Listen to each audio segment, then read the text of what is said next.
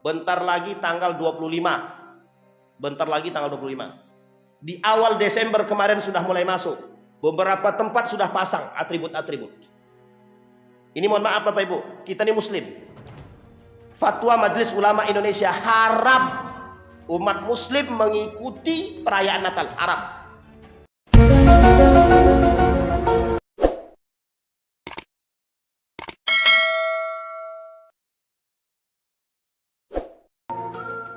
Alhamdulillahi Rabbil Alamin. Alhamdulillahilladzi an'ama bi ni'matil iman wal islam bihima tatimmus salihat. Ashhadu an la ilaha illallah wahdahu la syarika lah wa ashhadu anna Muhammadan abduhu wa rasuluh la nabiyya ba'd. Allahumma salli wa sallim wa barik ala hadzal nabiyil karim. Allahumma salli ala Muhammad wa ala ali Muhammad fil alamin innaka Hamidum Majid. Ya ayyuhan nas ittaqu rabbakum alladzi khalaqakum min nafsin wahidah wa khalaqa minha zawjaha wa batha minhuma rijalan katsiran wa nisaa wattaqullaha alladzi tasaaluna bihi wal arham innallaha kana 'alaikum raqibah. Puji syukur kehadirat Allah dengan mengucapkan alhamdulillahirabbil alamin. Bersalawat kepada Nabi dengan mengucapkan Allahumma salli ala Muhammad wa ala ali Muhammad fil alamin innaka Hamidum Majid. Bapak Ibu sekalian yang berbahagia, mudah-mudahan di subuh hari ini Allah limpahkan rahmat dan keberkahannya kepada kita semua. Insyaallah yang hadir husnul khatimah. Bermunajat kita kepada Allah untuk kedua orang tua kita. Kalau telah mendahului kita, Allah tempatkan di tempat terbaik di sisinya. Allah terima amal ibadahnya. Allah kumpulkan bersama orang-orang yang saleh.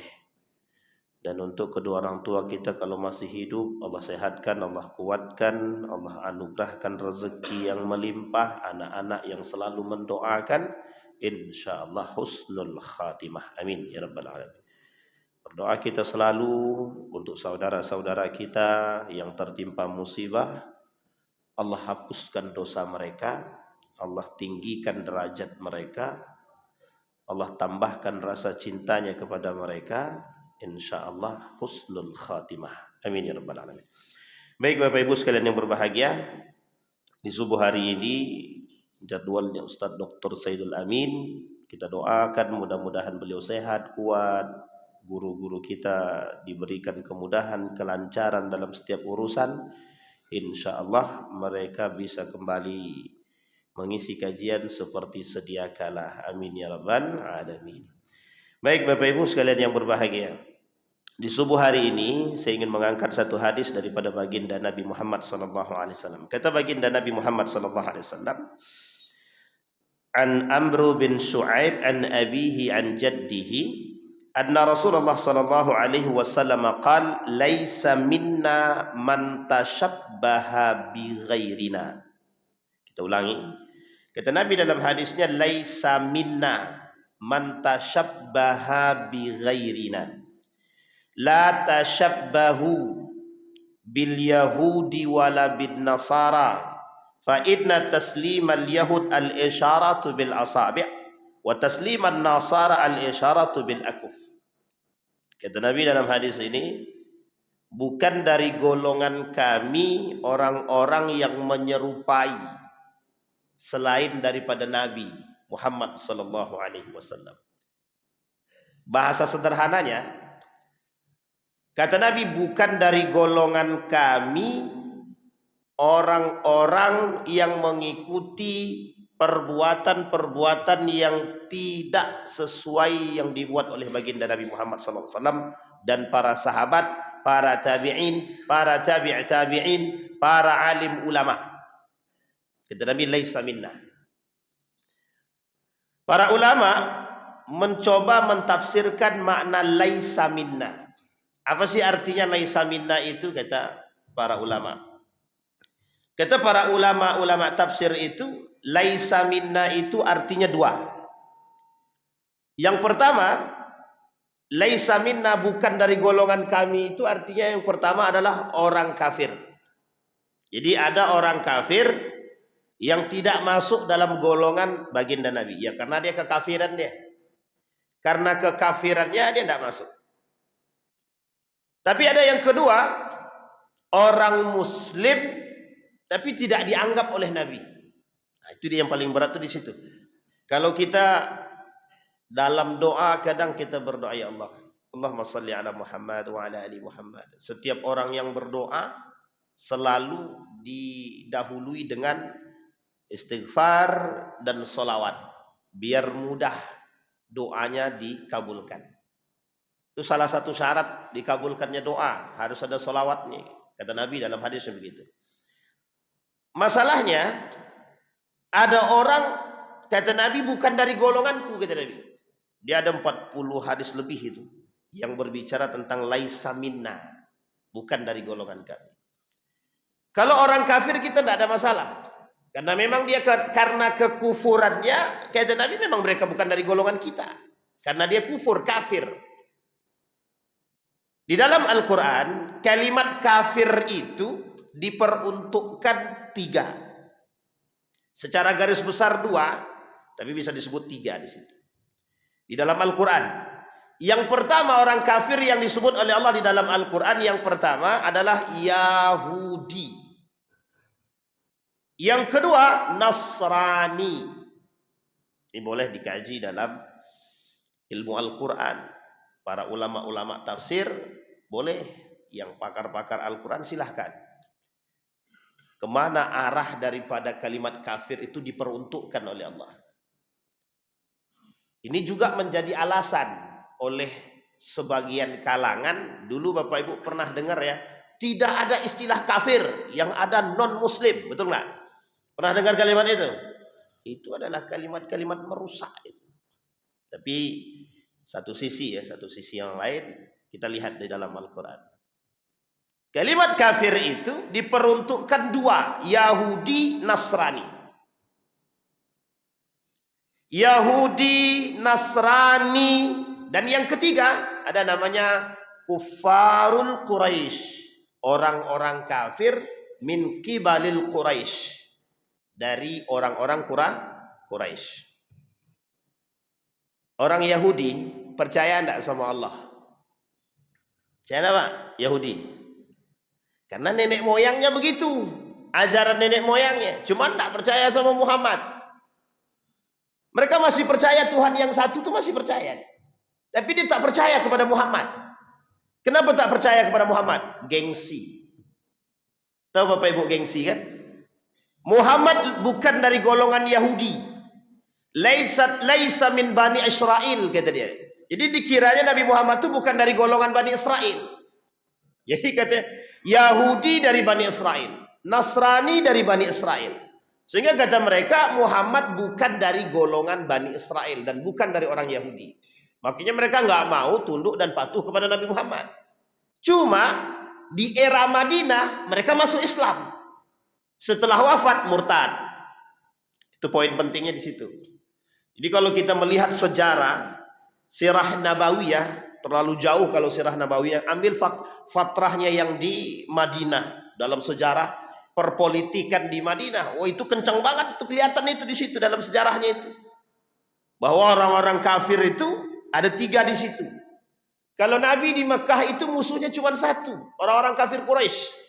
Yahudi tidak berkuasa, Nasrani biasa aja. Karena tidak punya kekuasaan. Yang kaya, yang kuat itu orang-orang Quraisy asli, pribumi. Jadi Yahudi nggak bisa berkuasa dia kalau dia di Mekah itu. Begitu juga Nasrani. Tapi ketika di Madinah musuh Nabi 3. Musuh Nabi 3. 1 orang-orang Yahudi. Yang kedua orang Nasrani. Siapa yang tahu 1 lagi musuh Nabi di Madinah? Siapa, Pak? 1 lagi. Munafik. Coba. Yang paling berat di antara 3 nih, yang 1 nih Yahudi ini diusir sama Nabi. Yang Nasrani ketika Nabi mengusir, yang Nasrani tidak bisa berkutik dia. Udahlah, kita tidak usah banyak tingkah di sini daripada kena usir juga. Diusir oleh Nabi, mereka pergi ke 2 tempat. 1 Tabuk, yang satunya lagi Khaybar. Nanti ada namanya istilah perang Khaybar. perang Tabuk. Ghazwatu Tabuk wa Ghazwatul Khaybar. Ada sejarah perang Khaybar, ada sejarah perang Itu isinya orang Yahudi aja. Untuk menunjukkan kekuatan yang di Tabuk dan begitu juga yang di Khaybar. Jadi kalau Bapak Ibu berangkat umrah, sesekali pergi ke Khaybar itu. Nanti ada benteng-benteng yang disisakan. Jadi ada benteng-benteng, ada beberapa benteng yang disisakan oleh kaum-kaum Yahudi ketika terjadinya perperangan antara Nabi Muhammad bersama dengan kaum-kaum Yahudi yang ada di Khaybar. Yang kedua, selain dari Yahudi ada namanya Nasrani. Juga kafir disebut di dalam Al-Quran. Nasrani yang disebut di dalam Al-Quran itu bukan Kristen yang sekarang, bukan. Karena kalau kita merujuk kepada sejarah, Nasrani ketika itu, yang disebut Nasrani ketika itu, min Bani Israel, juga dari kalangan Bani Israel.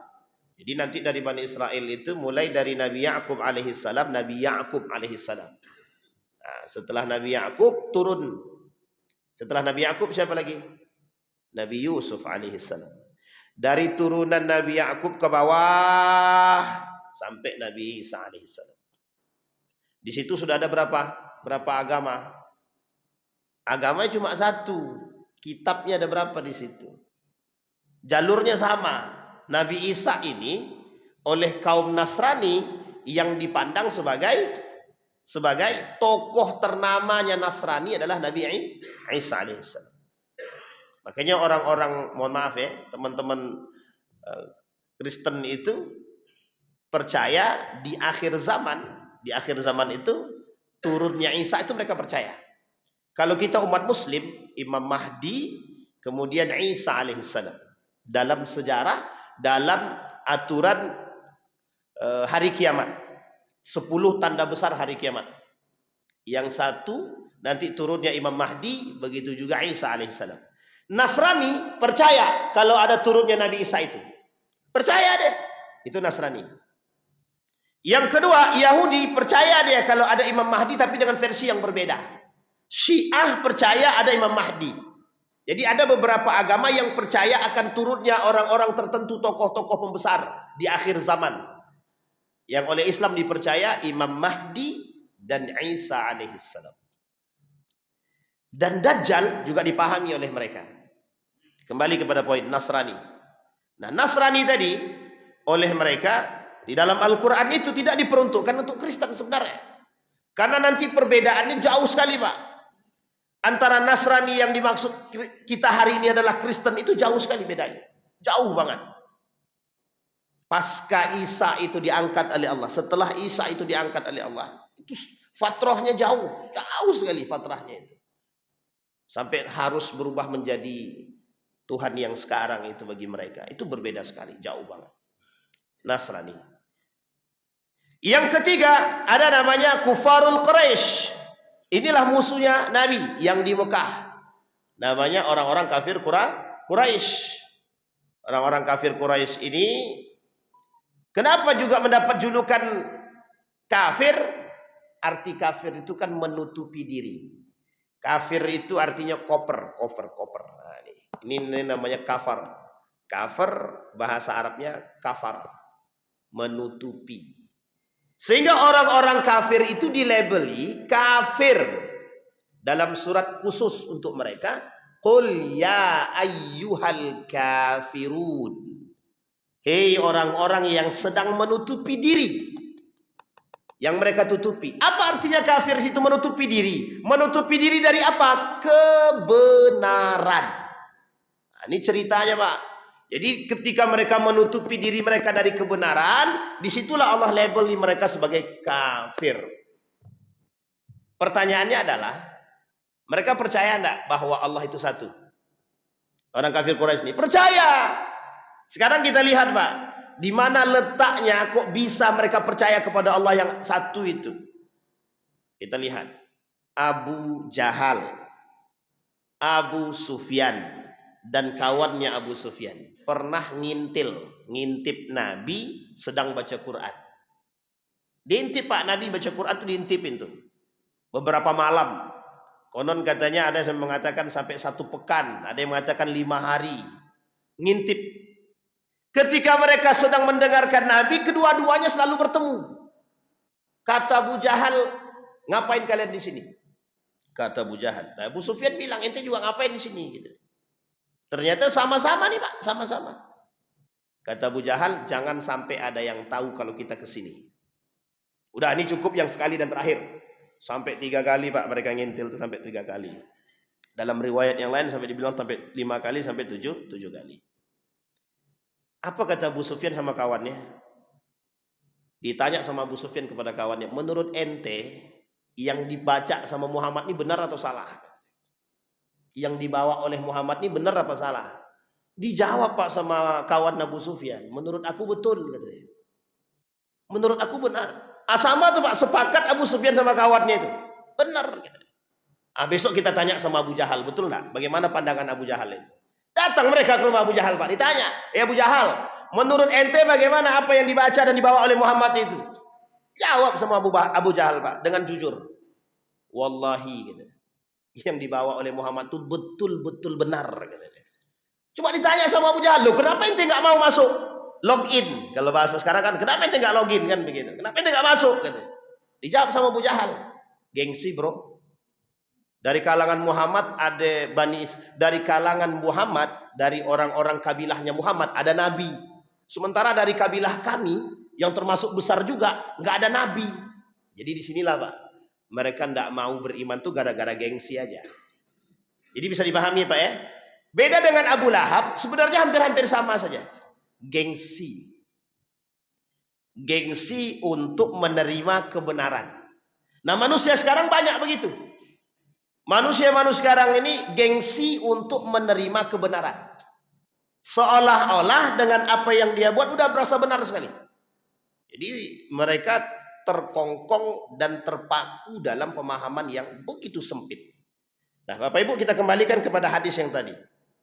Jadi 3. Yahudi, Nasrani, kemudian kafir Quraisy. Kata Nabi, itu yang disebut, kata Allah dalam Al-Quran, oleh sebagian ulama tafsir mengatakan itu yang disebut dengan kafir.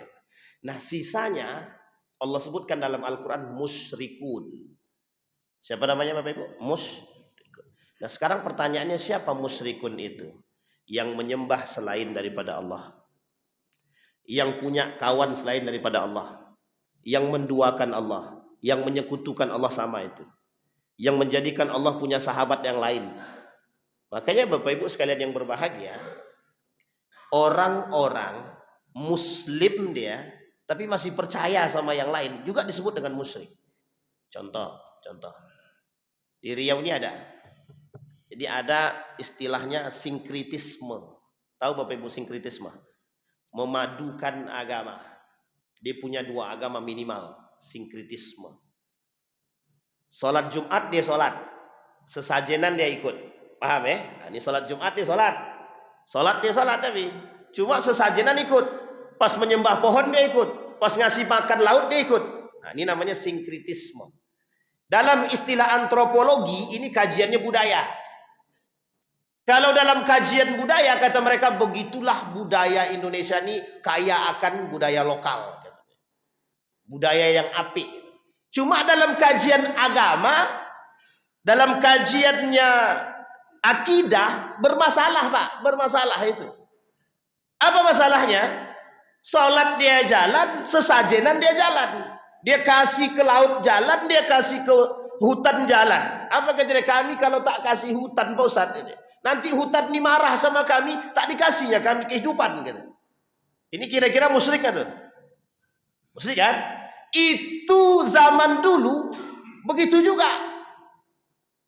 Satu sisi mereka percaya kepada Allah, satu sisi mereka percaya pada patung. Mereka bangun patung-patung yang banyak di sekitar Ka'bah itu, sekeliling Ka'bah itu. Sebelum terjadinya Fathu Makkah, penaklukan kota Makkah. Itu patung-patung itu ya jadi sembah-sembahan. Disembah tuh. Tapi satu sisi mereka percaya dengan agama nenek moyang, yang percaya kepada Tuhan yang Esa. Satu sisi. Maka disebut dengan musyrikun, orang-orang musyrik. Lah tapi kata Buya Hamka lain lagi. Kata Buya Hamka sekarang tuh syiriknya modern. Tahu Bapak Ibu syiriknya modern itu? Tahu Bapak Ibu, syirik modern. Yang disembah itu manusia katanya. Pokoknya setiap ada masalah datang ke manusia. Pokoknya manusia itu lebih utama, pokoknya tidak ada yang lebih bagus daripada manusia. Pokoknya minta bantu apapun ke manusia. Sampai mutasi pun datangnya ke manusia. Dimutasi dia datang ke manusia. Lebih takut dia kepada manusia daripada kepada Allah lagi. Itu yang disebut dengan syirik modern. Musyrik itu modern tapi modelnya. Karena waktu itu bukan manusia yang disembah. Kalau istilah jahiliyah, orang sekarang lebih jahiliyah daripada orang zaman dulu. Orang zaman dulu jahiliyah tapi Islam belum ada. Sekarang Islam sudah ada, Muslim lagi. Bahkan dia pelakunya. Muslim, dia pula yang nyembah manusia. Dia pula yang minta-minta pada manusia. Dia rendahkan harga diri dia minta kepada manusia. Bahkan uniknya, lebih takut manusia hari ini kepada manusia ketimbang kepada Allah. Kenapa begitu? Banyak yang ngemis jabatan tuh. Menjilat itu. Itu bukan takut enggak dia sama Allah? Enggak takut. Tapi sama manusia takut enggak? Takut Pak, takut dimutasi. Dan takut enggak dapat jabatan, takut enggak dapat kekuasaan, takut enggak dapat harta. Begitulah syirik modernnya sekarang. Disebutkan oleh Allah dalam Al-Quran sebagai apa? Musyrikun. Nah, jadi hal-hal seperti ini sepele. Makanya kata para ulama itu, hati-hati di akhir zaman itu banyak yang murtad secara tidak sadar. Keluar daripada Islam secara tidak sadar. Artinya ketika mereka mempertuhankan, membuat Tuhan itu kawan, percaya kepada manusia yang lain. Dan ada beberapa hal Tuhan yang lain, teknologi. Teknologi juga bisa menjadi Tuhan yang baru bagi manusia. Kekuasaan, jabatan dan kekuasaan sama, harta, wanita. Sampai Nabi bilang begini dalam hadisnya itu. Kata Nabi, banyak di akhir zaman itu nanti, kata Nabi, laki-laki lebih takut kepada istrinya, kepada perempuannya, kata Nabi. Lebih takut kepada istrinya. Mungkin bukan bapak-bapak yang di sini, bukan atu-atu awak nih. Tapi mungkin yang akan datang. Wallahu a'lam. Tapi kata Nabi, di akhir zaman itu laki-laki lebih takut kepada istrinya ketimbang orang tuanya. Sehingga membuat mereka durhaka kepada orang tuanya. Ini salah satu istilah bahwa perempuan itu bisa menjadi Tuhan kelak di masa yang akan datang. Saking takutnya laki-laki terhadap istri. Saking takutnya laki-laki terhadap istri. Tapi ibu nggak usah bangga dulu. Itunya arahnya ke negatif itu. Kata Nabi sampai mereka durhaka kepada kedua orang tuanya gitu. Baik Bapak Ibu, kita tak bahas masalah kiamat itu ya, akhir zaman yang hal tersebut. Yang kita bahas pada hadis Nabi yang tadi. Nah, sekarang kita lihat Pak, musyrikun yang dimaksud. Nah, kemudian Bapak Ibu, di dalam Al-Qur'an selain daripada ada kafir, ada musyrikun, ada satu, muslim. Apa namanya? Muslim. Muslim dibagi 3 tingkatan. Satu muslimun, yang kedua mukminun, yang ketiga muhsinun. Orang muslim secara agama dia muslim, syahadat dia. Tapi pertanyaannya, ada enggak muslim yang enggak sholat? Ada enggak muslim yang enggak puasa? Ada enggak muslim yang enggak zakat? Inilah istilah yang Bapak Ibu dengar dengan Islam KTP namanya. Jadi cukup dengan KTP. Dan saya menemukan fakta itu. Apa faktanya? Ustaz, kami mau masuk Islam. Mau ngapain? Aku mau nikah dengan anak bapak tuh. Jadi dia masuk Islam cuma mau nikah dengan anak bapak itu. Masalah sholat, masalah ngaji, ntar dulu. Yang penting kami muslim dulu Ustaz. Yang penting dapat anak itu. Yang kedua, muslim karena pengen cari kerjaan. Dia sengaja masuk Islam biar bisa mendapatkan pekerjaan. Karena di negara Republik Indonesia ini khususnya, orang-orang muslim itu menurut mereka itu mudah cari kerjaan. Artinya karena sama-sama muslim. Kalau dia non muslim, otomatis sebagian umat muslim yang punya lapangan pekerjaan, dia masih mikir nih untuk mau ngambil non muslim kan begitu. Itu bedanya dengan orang-orang sebelah gitu. Kalau orang-orang Nasrani itu mereka kadang masih mau, kayak Cina-Cina itu masih mau dia menerima karyawan-karyawan muslim, cuma nggak dikasih tempat untuk sholat itu. Sebagian juga ada yang begitu itu, sebagian. Nggak tahu sebagian besar apa sebagian kecil kan begitu. Tapi begitulah kalau kita berbicara itu. Nah, ada muslim. Muslim ada yang muslim, ada yang mukmin, ada yang muhsin. Sekarang kita lihat Pak, Muslim ini itu mereka tidak sholat, ada yang tidak sholat, ada yang nggak puasa, ada yang nggak zakat gitu. Tapi mereka ngaku Islam. Sekarang saya tanya, rukun Islam itu ada berapa? Ada berapa Bapak Ibu?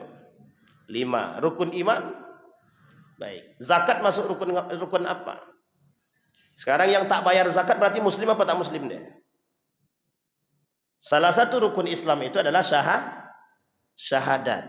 Kalau seandainya dia tidak bersyahadat, muslim enggak? Enggak muslim dia. Bisa dibilang kafir dia?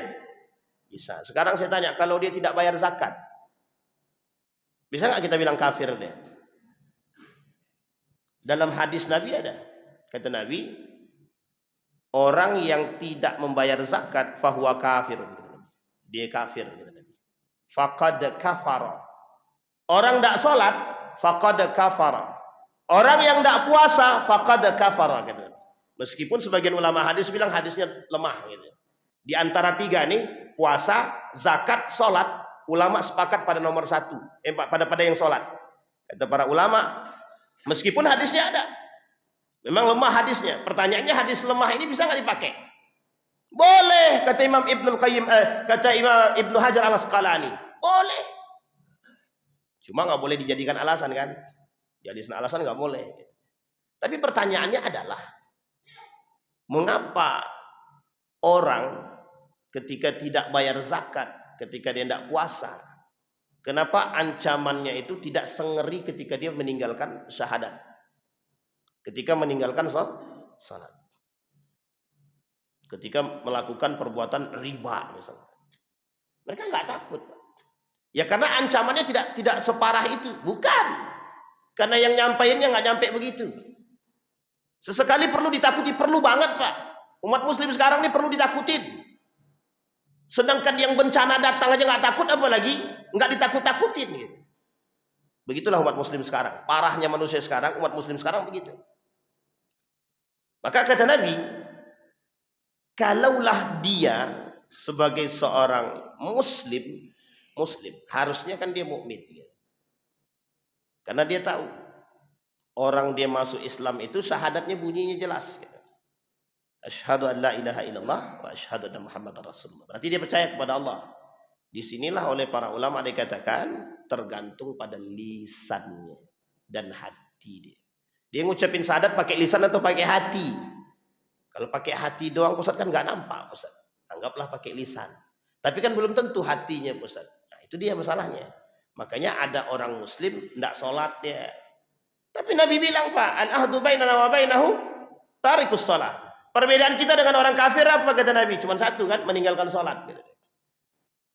Tapi kata Nabi dalam riwayat yang lain, pondasi Islam itu 3. Pondasi Islam itu 3. 1 syahadat, yang kedua sholat, yang ketiga zakat. Faman taraka wahidatan minhunna kata Nabi, faqad kafara. Yang meninggalkan salah satu di antaranya kafir kata Nabi. Kayaknya ini berat Pak.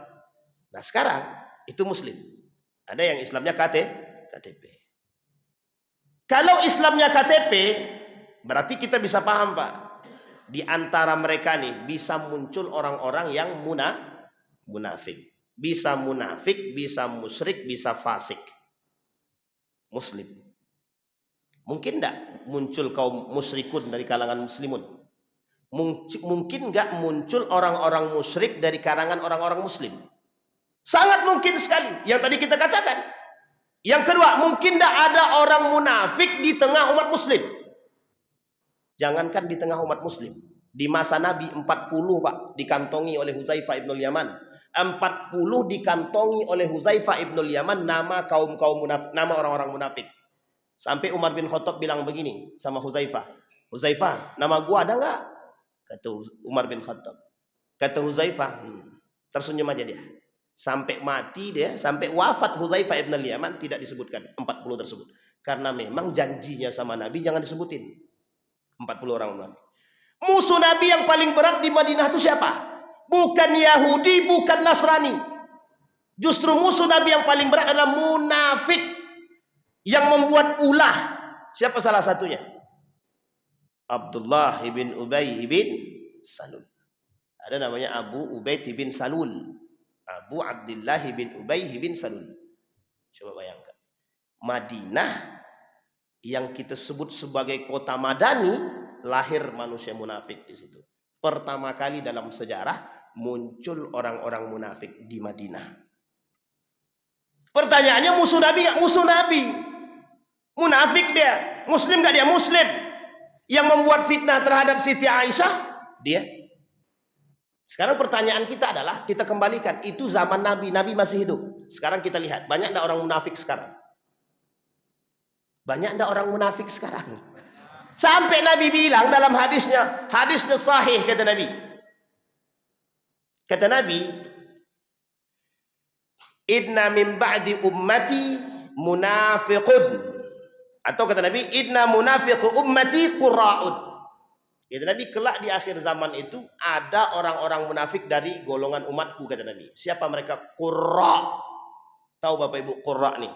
Mengerti Al-Quran, paham Al-Quran, hafal Al-Quran, bisa baca Quran. Imam Nawawi bilang dalam kitabnya Al-Adab fi Hamalatil Quran, Saat Tibyan fi Adab Hamalatil Quran. Sama Pak, begitu juga dinukil. Justru yang munafik itu adalah banyak orang-orang yang juga, bukan banyak, tapi sebagian juga di antara mereka adalah paham Al-Quran. Ini saya tak singgung siapa-siapa. Saya singgung setiap manusia yang sadar. Hati-hati. Kita nih bisa terjerumus dalam kemunafikan. Apa kata Dr. Ed Al-Qarni? 30 tanda orang munafik. Bukan 3, 30 tanda orang munafik itu.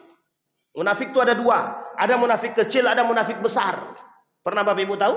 Munafik kecil, munafik besar. Munafik kecil itu yang melakukan sifat yang 3. Kalau dia berbicara, dia dusta. Kalau dia berjanji, dia ngingkarin. Kalau dikasih amanah, 3 ini dasar Pak. Meskipun dianggap kecil, tapi pertama kali dasar penyebab yang membuat manusia bisa menjadi lebih munafik lagi.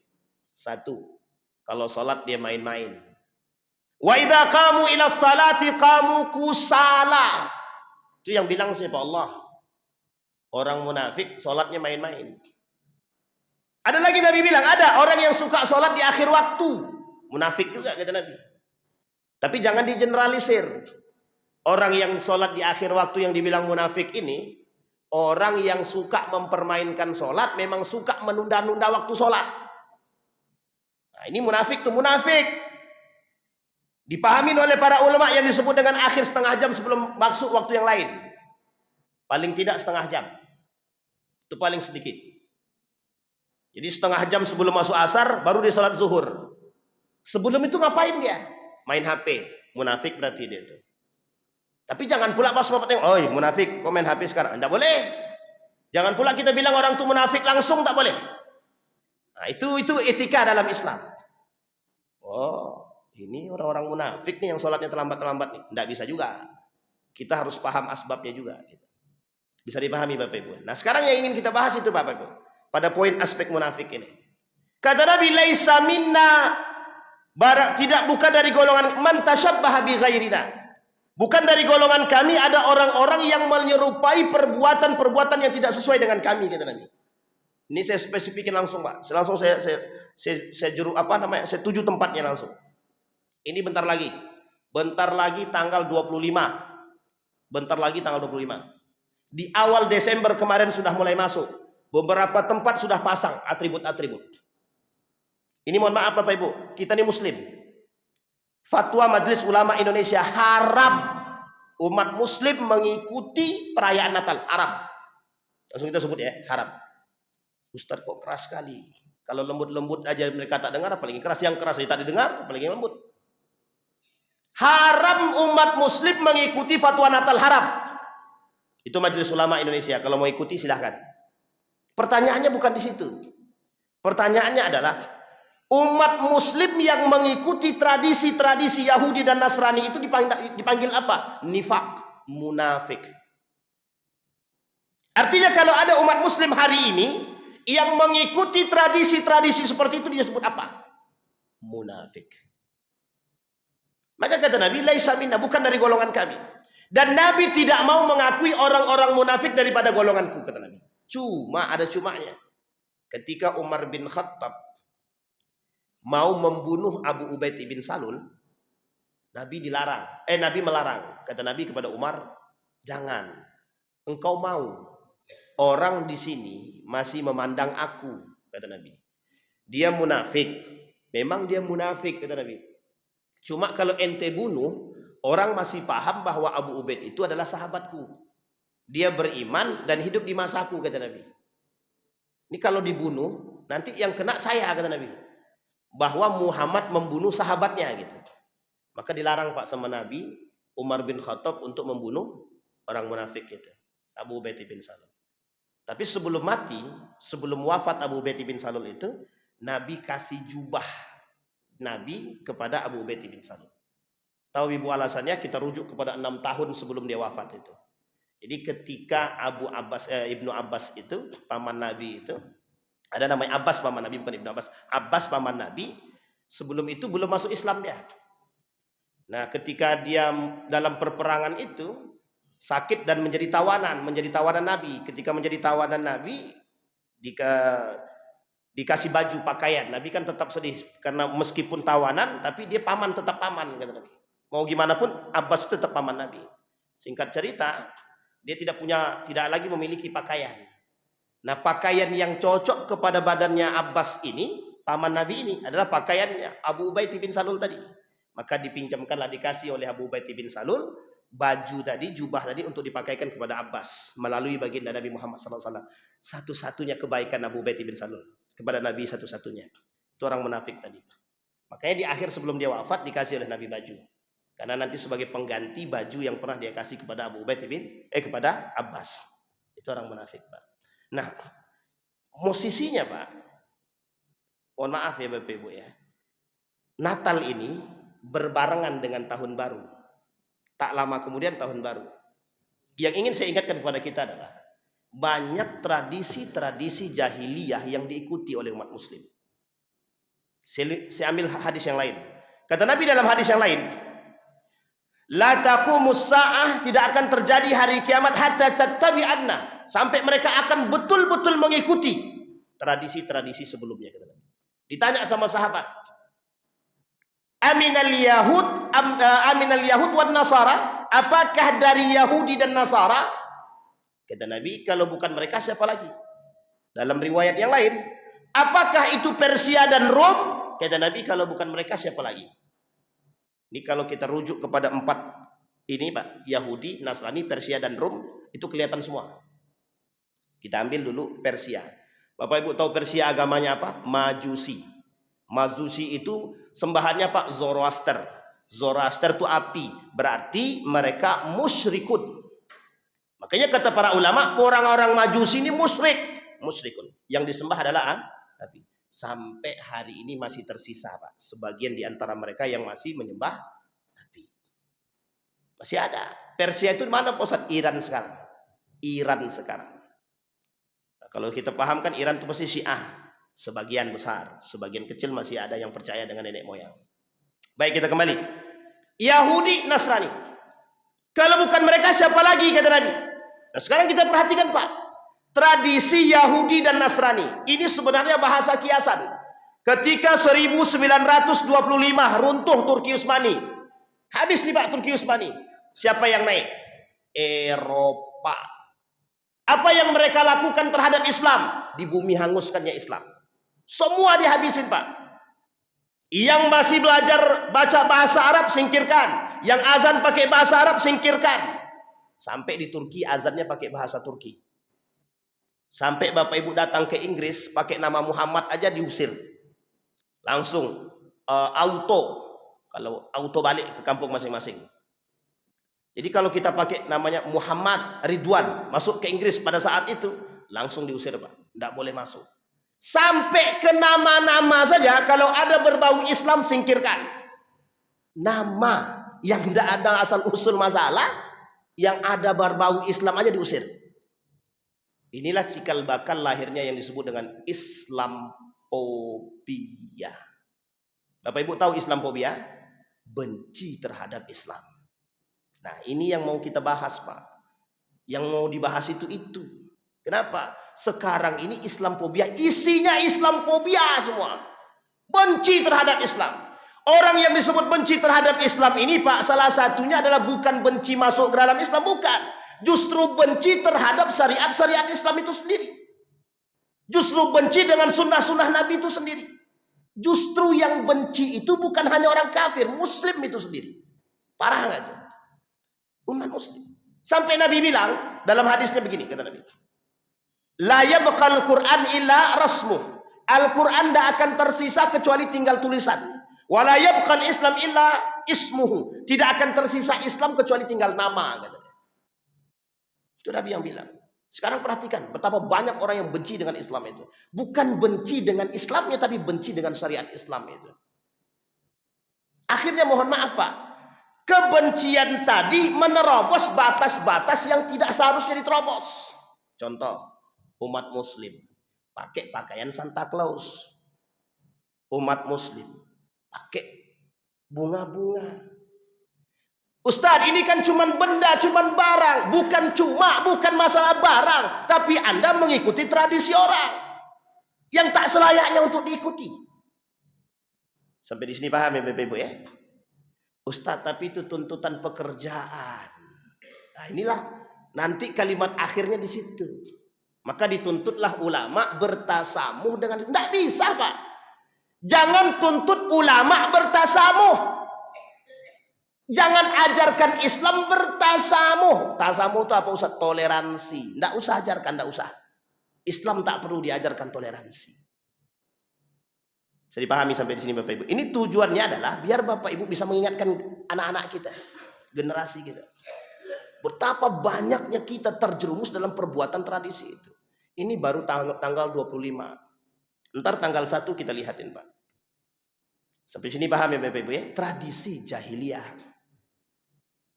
Orang jahiliyah pada masanya Allah sebutkan, setidaknya ada 4 karakter jahiliyah dalam Al-Quran yang Allah sebutkan secara zahir. Satu diantaranya zannal jahiliyah, gaya berfikirnya orang jahiliyah. Gaya berfikirnya jahiliyah. Bagaimana gaya berfikirnya orang jahiliyah? Sama seperti tadi. Ini kan cuma tradisi, ini kan cuma budaya.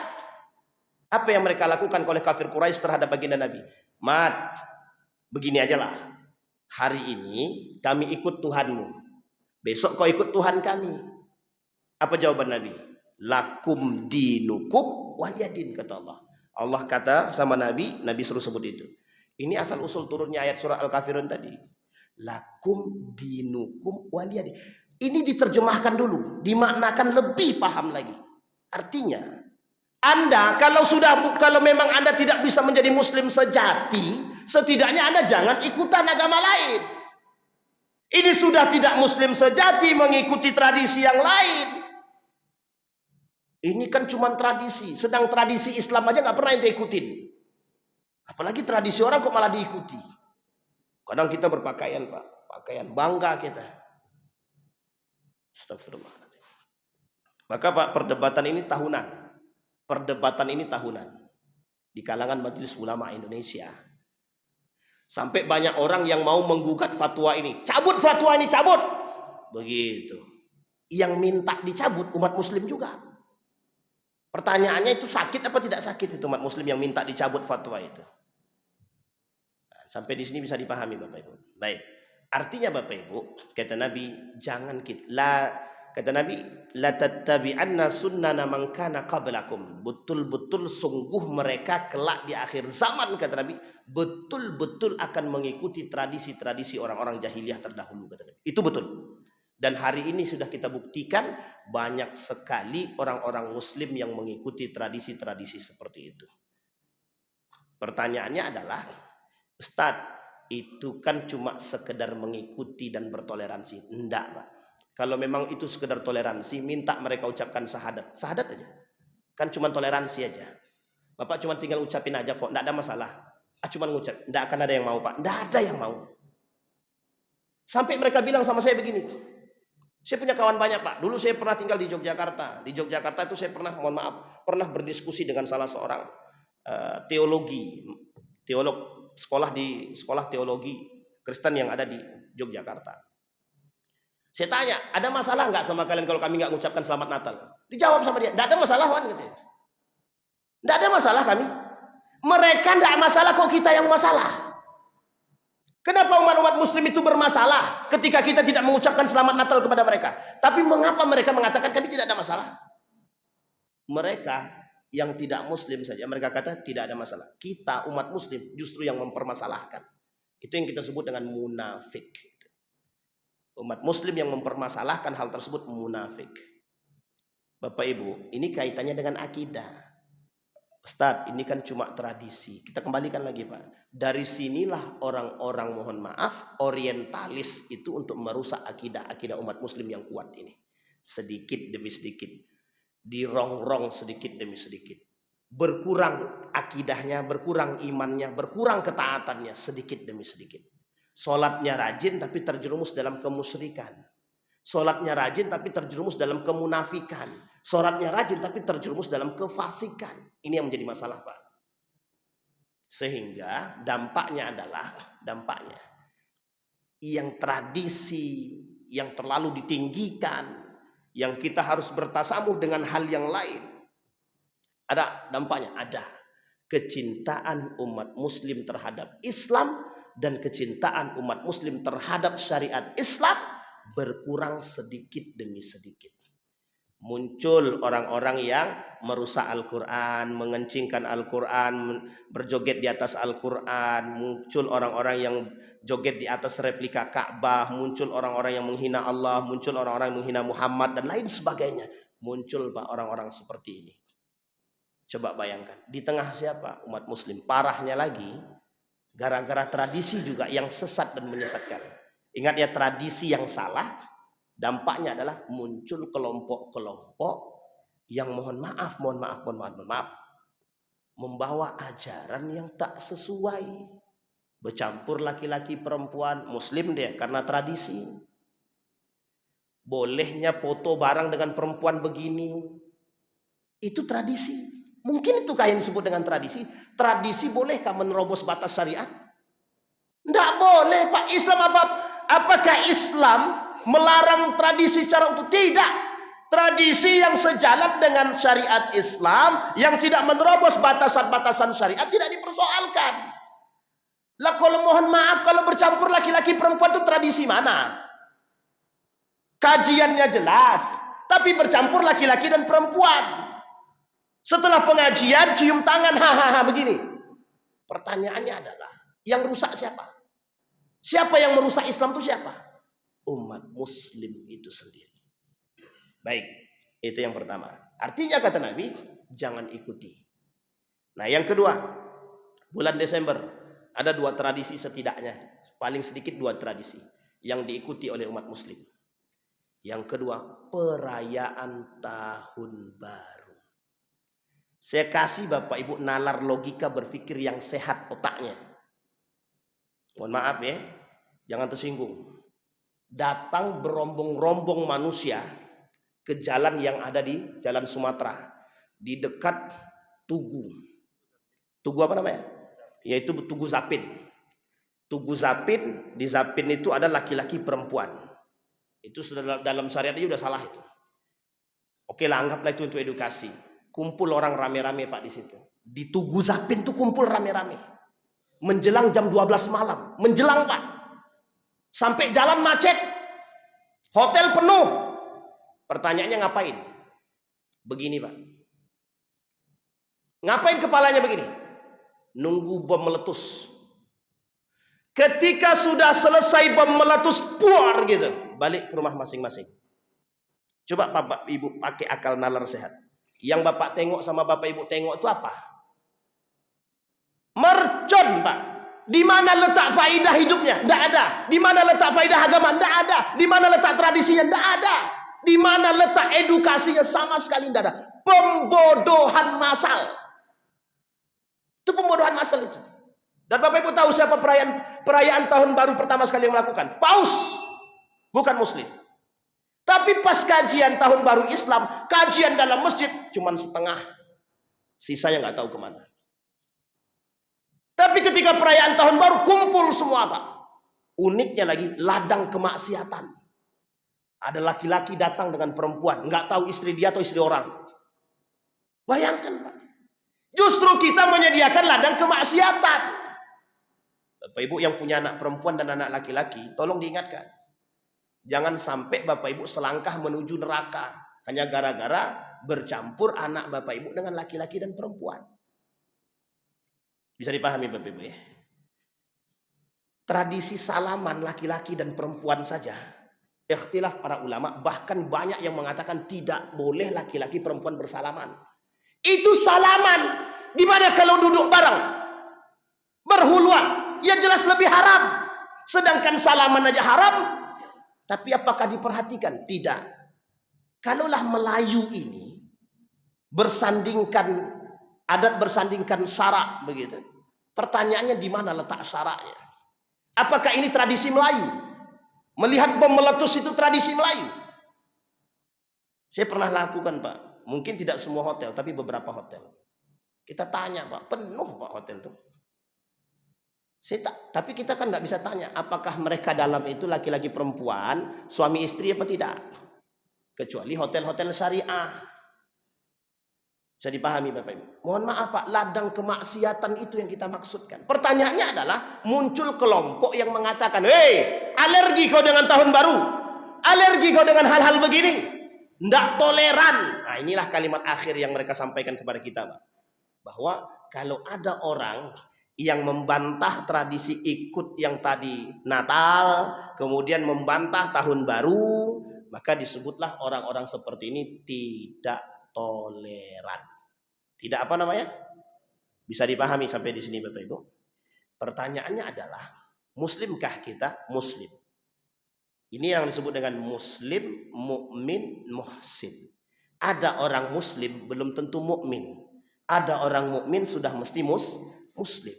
Ada orang muhsin sudah mesti dia mukmin dan muslim. Tapi ada orang-orang yang dua ini belum tentu muhsin. Ada orang mukmin belum tentu, ada orang muslim belum tentu mukmin dan belum tentu muhsin. Ada orang mukmin sudah mesti muslim tapi belum tentu muhsin. Tapi kalau dia sudah muhsin, dia sudah mencakup Pak, muslim, mukmin, muhsin. Nah, yang kita butuhkan di akhir zaman adalah dua-duanya Pak, yang terakhir, mukmin dan muhsin. Jadi muslim yang hakiki. Abu Bakar dalam perkumpulan alumni 212. Dalam perkumpulan alumni 212. Apa kata Abu Bakar? Ingat betul itu Pak, beliau menyampaikan dalam yang ditulis oleh seorang ulama itu, pernyataan daripada Abu Bakar. Jika dalam alumni perkumpulan alumni 212. Ya ayyuhalladzina amanu, wahai orang-orang beriman, jadilah muslim kafah. Wala tattabi'u khutuwatis syaitan, innahu lakum aduwwum mubin. Orang-orang beriman, jadilah muslim yang kafah. Wala tattabi'u khutuwatis syaitan. Jangan kalian ikut khutuwat syaitan, bisikan-bisikan setan. Berat enggak itu Pak hidup di akhir zaman? Berat Pak. Jadi sekarang nih, kalau kita hidup di zaman sekarang nih, campur aduan agama itu berat sekali Pak. Itu baru dalam campur aduk agama. Belum kemungkaran, kemaksiatan, kerusakan, berat. Maka kata Nabi, orang yang hidup di akhir zaman itu ibarat memegang bara api. Kondisi dia sedang memegang bara api, saking beratnya Pak. Maka Bapak Ibu, apa yang dikhawatirkan oleh Nabi? Nah, ini baru kita masuk poin akhir sebelum saya tutup. Dalam kitab Daqaiqul Akhbar itu, sebelum Nabi wafat, ketika ruh sampai di tenggorokan, apa yang Nabi katakan? Ummati, ummati, ummati. Bapak Ibu tahu apa alasan Nabi bilang begitu? Inilah kondisi yang dikhawatirkan Nabi Pak sekarang ini. Kondisi sekarang inilah yang disebutkan oleh Nabi, ummati, ummati, umat. Yang dikhawatirkan oleh Nabi terhadap umatnya adalah banyak yang menyimpang daripada ajaran-ajaran Islam yang sesungguhnya. Yang pertama. Yang kedua, banyak yang mengikuti ajaran-ajaran Yahudi dan Nasrani. Yang ketiga, hilangnya Islam justru di tangan umat muslim. Hilangnya Al-Quran justru di tangan orang-orang muslim. Kita umat muslim tidak bangga jadi muslim. Maka poin terakhir sebelum saya tutup, banggalah menjadi seorang muslim. Banggalah Pak, banggalah menjadi seorang muslim. Erdogan, Fatullah Gulen, bisa kuat Turki sekarang, itu ketika Fathullah Gulen dengan Erdogan itu, apa yang mereka lakukan? Politik identitas. Tahu Bapak Ibu identitas yang dimaksud? Agama. Yang kedua baru budaya. Disatukan oleh Erdogan agama dengan budaya. Jadi kuat Pak. Kemal Atatürk turun tanpa pertumpahan darah.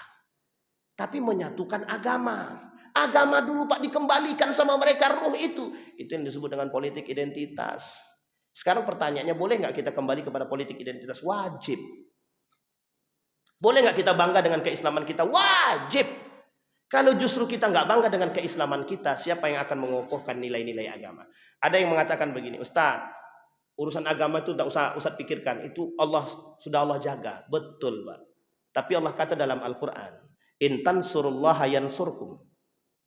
Kalau engkau menolong Allah, mesti engkau Allah tolong. Pertanyaannya siapa kita yang menolong Allah itu siapa?